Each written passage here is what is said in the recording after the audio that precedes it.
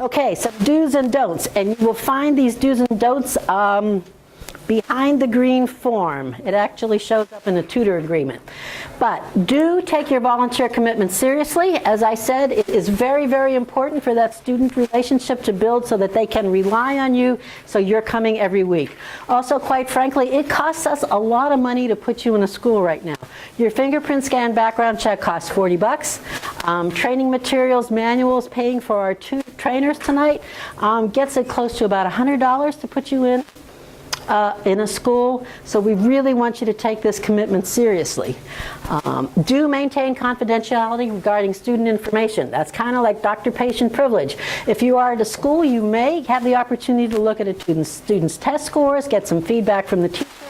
That is helpful for you, but it should not be shared with anyone. So don't be talking with your buddy in the Kroger line about, you know, Lewis did really, really poorly on that TCAP exam, because Lewis's grandmother could be right behind you. So you do not want to share that information. What you can do, and we have found that our best recruiter is a happy tutor. So if you are having a great experience, please tell your friends and encourage them to join you. But you do it in a general way. I have a great second grader and I love going there and it's a really rewarding experience. Those kinds of things we encourage you to say. Follow all school regulations. That means park where they tell you. That means wear a badge if they want you to. That means sign in the visitor log, sign in the tutor log, tutor where they tell you. Okay? Tutor only in designated areas by the school. Again, they must be in highly trafficked areas visible to faculty and staff at all times. Wear a volunteer badge if the school gives you one. Maintain a neat and appropriate appearance. Our kids are wearing uniforms for the most part. They're wearing collared shirts and khaki pants, or skirts and shirts. What we suggest, jeans are fine. Just be careful, ladies, that nothing is too low cut or too short. And also, ladies and gentlemen, think about what kind of t-shirt you're wearing. You don't want to be advertising drink beer until your head explodes or something along those lines. So just be careful what you're advertising when you go. Call the school site coordinator if you cannot make a tutoring session. That is why I've advised all of you to put those key phone numbers in your cell phones, which I know you all have. You may think you're going to get there and you have a flat tire, or your friend who's supposed to drive decided not to go because they have a final. You don't want to have a little student sitting in the hallway waiting for you being disappointed. School will not be upset if you call and cancel. Just let them know so that they make sure we don't have a student being disappointed. And also let the school and the tutor coordinator know if you choose to leave your tutoring position. While we don't want to encourage you to leave your tutoring position, sometimes things happen. You may work for a company that transfers you. We understand. Just let us know right away. Sometimes people like to just disappear, and we don't know for a couple of weeks that they're not coming back. In the meantime, we may have been able to find another volunteer to work with that student. So please let us know if you are not going to be able to continue. Okay, we did the do's. What's coming up next? Oh, nobody's with me. We're doing don'ts. Come on, come on. Don't meet or take children off the school ground for any reason. And that includes you are driving to the school. You have a first thing in the morning tutoring appointment. It is pouring rain down. You're driving in front of KIPP school. You see your kid. He's straggling in. He's got a heavy backpack, no umbrella. He's soaking wet. You want to pull over and pick him up. You cannot do that. Do not do that. It is just too much of a liability issue. So do not meet or take children off grounds for any reason. We do not want you contacting students outside of the tutoring session. No phone calls, emails, or off-campus visits. This is built to protect the student as well as protect you. Don't question children about personal issues. However, and that's a big however, if during the course of your tutoring session that student said something to you that makes you concerned for their personal safety, then you do have an obligation to notify the school. So you let that site coordinator and the school principal know that immediately. Do not probe that if you hear it. Do not ask leading questions. Move on, but make sure that you definitely tell the school as soon as you hear that. In almost all cases, schools are aware of those situations and have taken care of the necessary steps that need to be taken, but we don't want you to be in a situation where you're hearing things and worrying about them overnight or over the weekend or whatever. So let the school know that. This is a tough one. Don't bring food or gifts to students. You're working with those little kindergarten kids and you want to bring them cookies and candies and M&Ms, and you bring that bag of M&M peanuts and you give it to your student, and that student has a peanut allergy, and my gosh, they've got to rush the kid to the hospital. Please don't do that. Also, you may bring cookies or candies and I don't. And boy, you know those two little kids are going to talk afterwards and say, man, I've got the best tutor ever. She brings me M&Ms. Oh, Miss Marilyn doesn't bring me anything. Now, we want to make sure the kids are treated equally. We also want to consider their safety. So please don't bring food or gifts for your students. It's fine to write a holiday card or something like that, you know, just a little, if you want to draw something for them or with them, but please keep that in mind. Please do not provide religious materials or seek to impose religious views on the student. And don't discipline students. If you've got a behavior problem, refer it to the site coordinator. Typically we find that that is not that much of an issue because kids often act out because they want attention, but when they're with you, they have your 100% attention.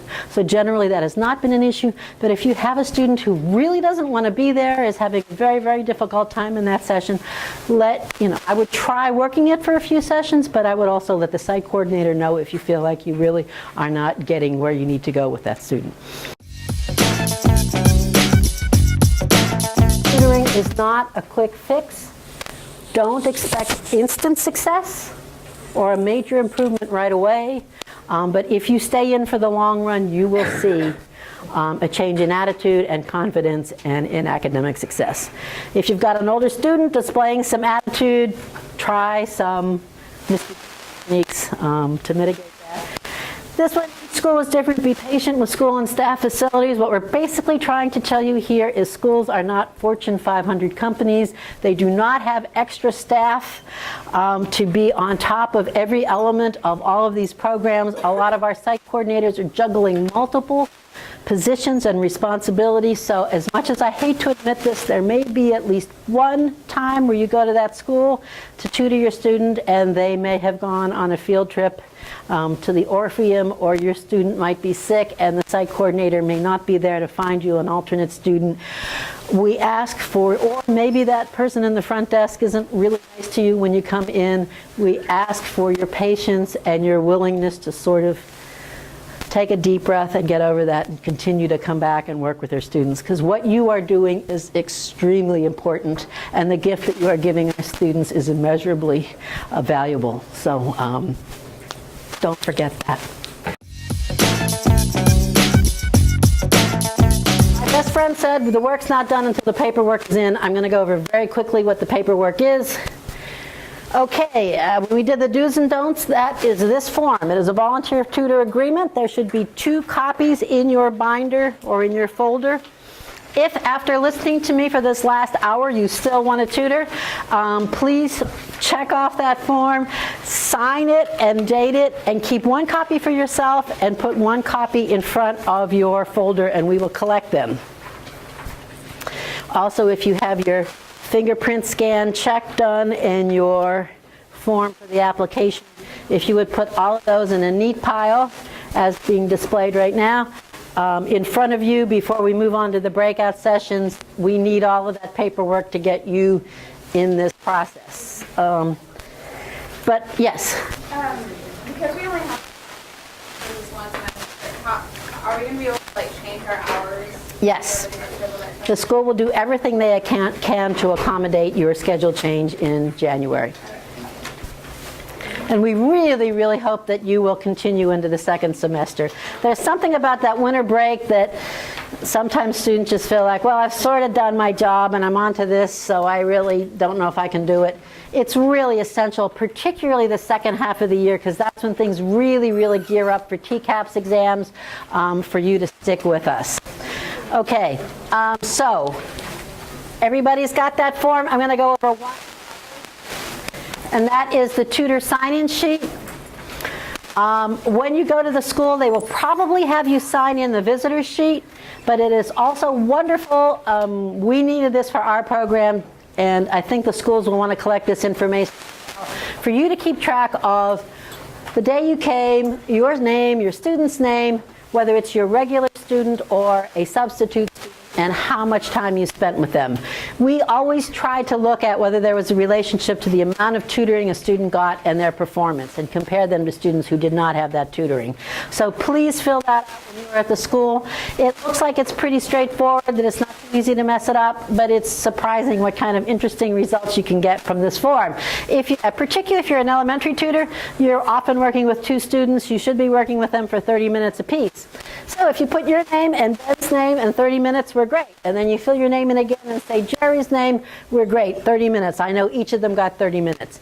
The tendency is to fill it in once, put Ben and Jerry, and say 60 minutes at the end. So then I don't know if Ben and Jerry got a joint session where they got 60 minutes, or Ben got 30 and Jerry got 30, or Ben got 45 and Jerry got 15. So please try to make your entries very clear on that log. Very important for schools to evaluate whether or not this makes a difference. Keeping in touch. We try as much as possible to keep in touch with you. There are school calendars in there and the schedule for the TCAP exams and other tests, so that you should take a look at that and how that interfaces with when you are going to tutor, so you do not show up when the school is on break or when they're doing testing, because we really want to try to minimize the number of times that you go there and you don't have and you don't connect because of a vacation or some change in schedule. So take a look at that, make sure you've got that built in on your schedule. Again, I advise all of you to put those phone numbers in your cell phone.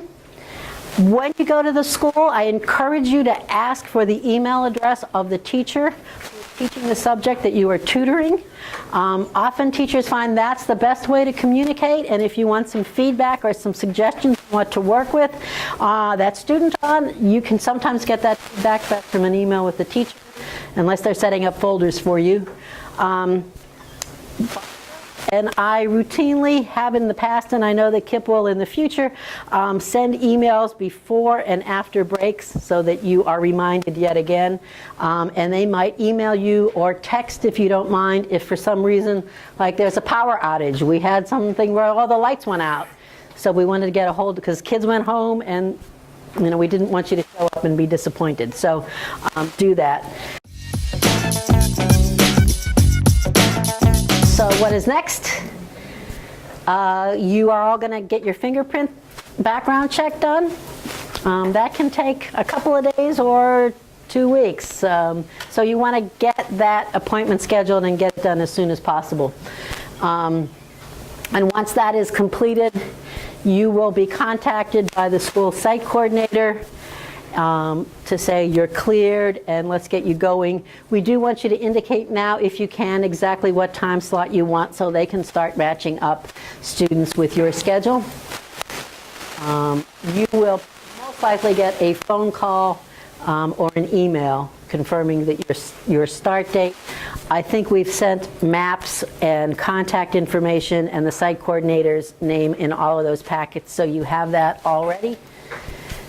And then you will go and meet your student.